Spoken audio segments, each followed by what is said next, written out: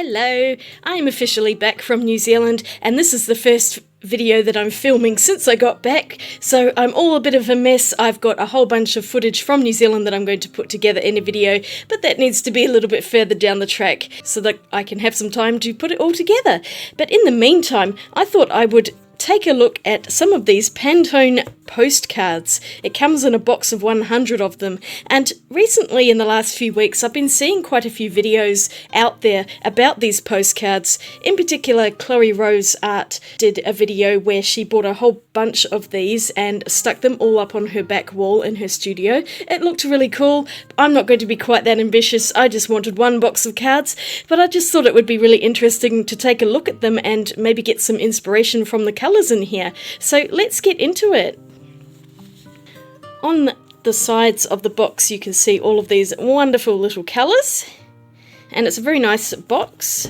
It opens like that. I bought this off Amazon. I will link it down in the description below so you can check them out for yourself. When I was looking at these, I found quite a few other boxes of postcards as well. I'll be showing some of those in another video because I might have bought a couple of different sets, but for today I thought I would focus on these ones because this is quite a unique set of postcards. So what is Pantone exactly? Well, Pantone is actually the name of a company that is in the USA, New Jersey if I'm not mistaken, and they are best known for their Pantone matching system. The acronym is hilariously PMS. It's basically a colour space used in a variety of industries, in particular graphic design, fashion design, product printing and manufacturing. It supports the management of colour from design to production in physical and digital formats, along with coated and uncoated materials, cotton, polyester, nylon and plastics. So there we go, just a little bit of information there. I found that in a Wikipedia article. So let's get this open and check them out.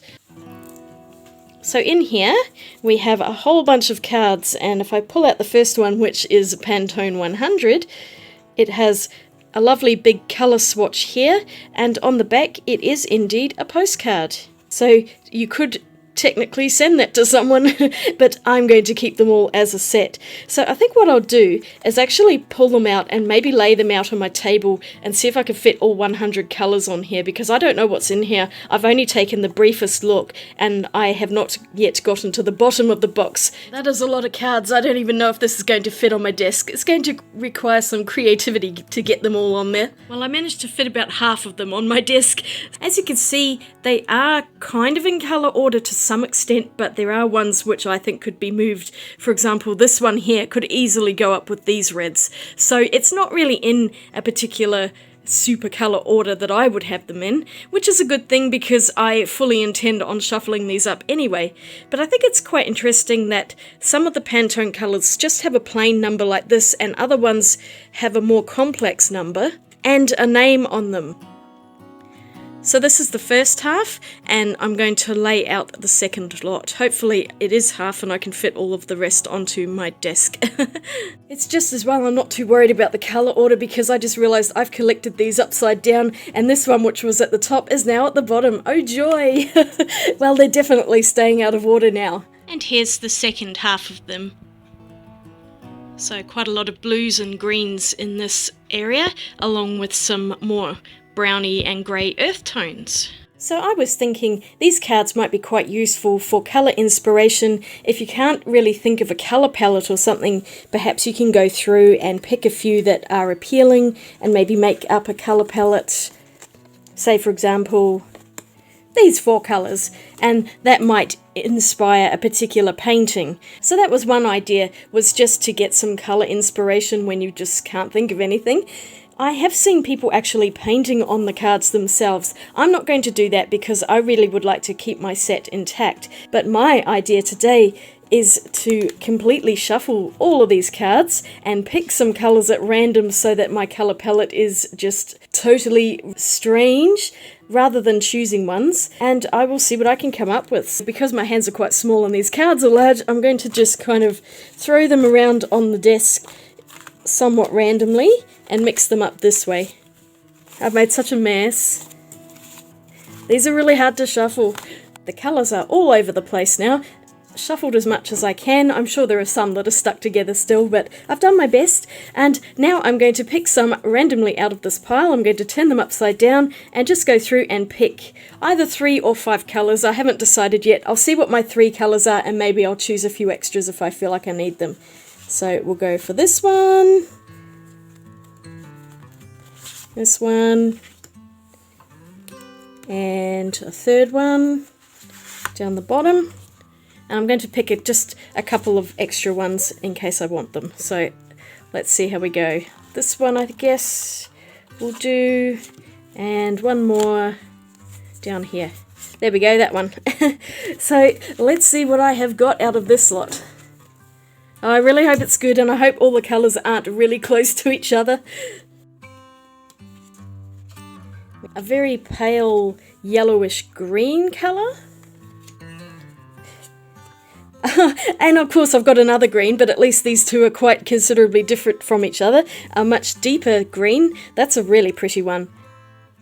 And what's this colour? Ooh, okay, that's quite interesting. So we've got kind of a mulberry purpley colour. I actually quite like those 3 together, they're quite pretty. I'm going to take a look at the other 2 because I'm just so curious to see what else I have in here. We also have an almond and a bottle green. I think I'm actually going to leave out these 2 for now and just have these. You know what, I'm going to put the almond in as well. I like that colour palette. So I'm going to have 4 colours. As you can see, I'm completely making this up as I go along, but that's kind of the idea of these cards, I think, for me, is that I just wanted to be able to pull some colours out and make up a colour palette and be inspired by it. I really don't know what I'm going to do with these exactly yet, and I also need to find some colours that match up with them. I'm not too sure if I'm going to use paints or pencils. I'll have a think about it, and I'll come back to you once I have an idea of what I'm going to do for some art with these colours. It is really hard to colour match exactly right, but I have 4 colours in the Prismacolor range which I think are pretty close, especially these 2. These ones are almost the same, but I'm afraid these ones just did not have any matching colours, and this is the colour palette that I have here. You can see the pale sage is a bit greener than this one, and the burnt ochre I think is a little bit redder, but that grass green is very similar, and that black cherry I think is probably the closest of all of them. So I think I'll start out by just doing a bit of a pencil sketch with these colours, and then I might actually do a painting and mix up the paints myself, but I thought it would just be easier to start off with some basic colours and see what I can get out of them. Still not entirely sure what I'm going to do. I'm just going to come up with some kind of concept sketch, I think. I'm using a cheap plain paper sketchbook here to draw out my initial sketch. The colours just made me think of mushrooms for some reason, or toadstools, fungi of some description, so I looked around on Google and I saw an image from National Geographic which had some of the colours, and I figured I could just adapt it to my own colour palette that I have here. I'm drawing them out with a plain old HB pencil, nothing fancy. I just wanted to do a quick sketch to begin with, so I could map out the colours with the Prismacolor pencils and get an idea as to how I actually wanted to colour these before I do my final illustration and make a mess. I forgot to record the bit where I outlined everything in a black pen, but here I am going in with that light sage green colour and then the darker grass green. Now, already at this point I had made the decision that I did not want that deeper green to be in the mushrooms themselves. It's just too bright and it didn't look right. The purpley colour, on the other hand, was a really good one for that shadow and adding into the mushroom, so I wanted to keep that with the light green. And the 4th colour, which is the almond that I picked at the last minute, I decided would be great for the caps of the mushrooms. So a browner cap and a greener stem on each of them. Or is it a stalk? I don't know, I've forgotten all of my mushroom anatomy at the moment, but I just went around really sketchily to cover in the whole picture, just to get an idea of what the colours would look like together, and I decided the grass green would be better in the background. I've decided to go with watercolours, so I've picked out my Sennelier watercolours, which I have over 2 tins. This is the full range of Sennelier paints, so I figured I'd have the best chance of finding the colours I want. And I've made a few mixes with some of the colours. This is what I've come up with. So I think I've gotten them pretty close. This Pantone purple colour, I'm mixing in Cobalt Violet Deep Hue with Permanent Magenta.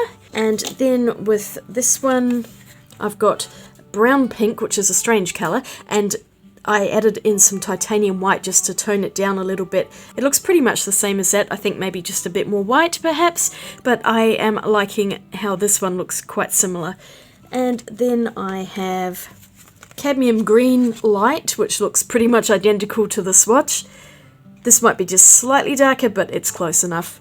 And last but not least, I've got a mix of burnt umber and warm grey to make this almond colour. Rather than using dry paints from the palette, I decided to go with fresh paints, so I'm squeezing out my tubes into this little porcelain palette, hoping to get the colour as close as possible, but I wasn't exactly precisely measuring, so I figured near enough is good enough. The palette is more of a guide rather than having to be exactly the same, but I think overall I actually did manage to colour match everything really well. That light cadmium green was fine on its own and it didn't need to be mixed.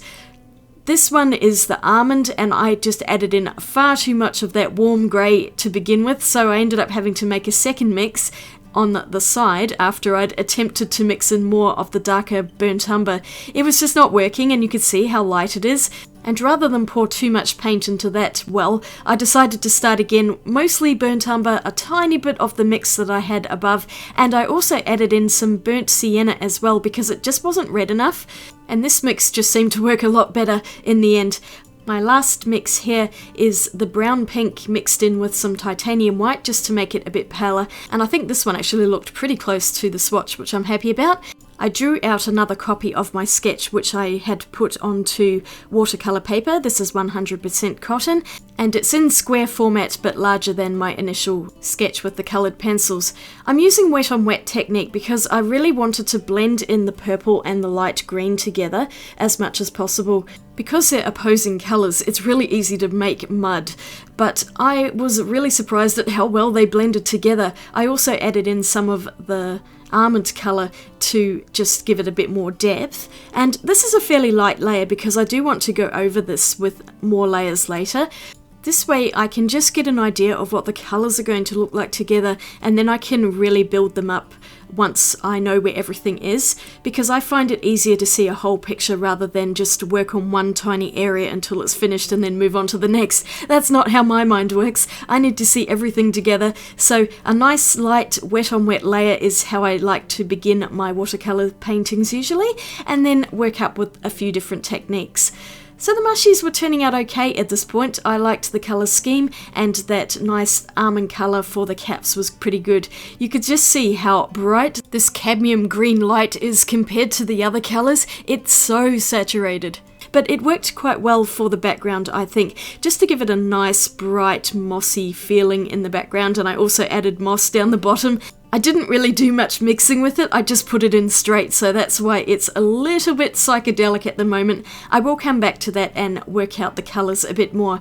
Now I'm going back, once everything has dried, with another layer of paint, and instead of using wet on wet, I'm using more of wet paint on the dry paper and then blending it out with water, so it's kind of a hybrid of wet on wet, but starting with the paint first rather than the water first. This way it's much easier to get the paint to go exactly where you want it to. It's a great way to build up shadows and saturation without the paint just running everywhere. It's a little more of a controlled technique. Sennelier watercolours are also not quite as fully saturated as a few other brands out there, perhaps like Daniel Smith or M. Graham. The beauty of Sennelier paints is that they layer so beautifully, and the colour and luminance is built up over time.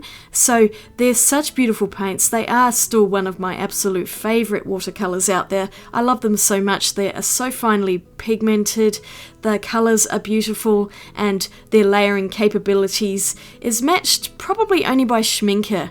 The professional Horadam range is actually quite similar to the Sennelier paints, it feels like anyway, even though Sennelier is honey based and Schmincke are not. but they do behave in a similar fashion.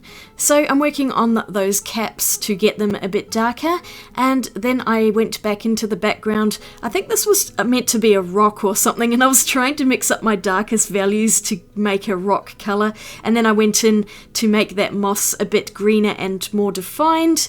And then I'm going over everything with a little bit more finesse just to get those extra little details in. I'd managed to retain some highlights of the paper itself, but I felt like it just needed a lot more, so I'm going in with some juicy gouache highlights, just a white gouache that I pulled out of my stash. And this just really brought the whole thing to life and made it feel a lot more lively and finished overall. So I'm happy with how this turned out. This was so much fun, and I really loved just making a painting from a completely random colour palette. It worked well. And here's my finished artwork with the colour palette that I randomly chose from the Pantone cards. I think it actually turned out pretty close to these colours, and I'm actually really liking this whole colour palette. I think it's really nice. So I'm really glad I bought these. It was just something on a whim because I'd seen other videos on them and thought they could be really interesting, and they've proven themselves to be quite useful already, so I could see me doing more random colour palette challenges like this in the future. Let me know if you'd like to see that. Also, let me know in the comments what you think you would do with these Pantone cards if you have them, because I'm always open to new ideas, but I don't think I want to paint on them. I just want to keep them as they are. Thank you so much for watching. I hope you enjoyed this video. I had a good time painting, even though I'm a bit rusty at the moment, but it was a lot of fun, and I really liked just coming up with an idea from different colours, and it's not maybe a colour palette I would have chosen for myself, so it's a great way to expand my horizons when it comes to thinking about different colours together, and perhaps ones that you don't necessarily think will go together actually do go quite well. So if you enjoyed this video, don't forget to give it a thumbs up and click that subscribe button, and I will be back really soon with another video. I hope you're having a great day out there, and I'll see you all again really soon. Swatch you later. Bye!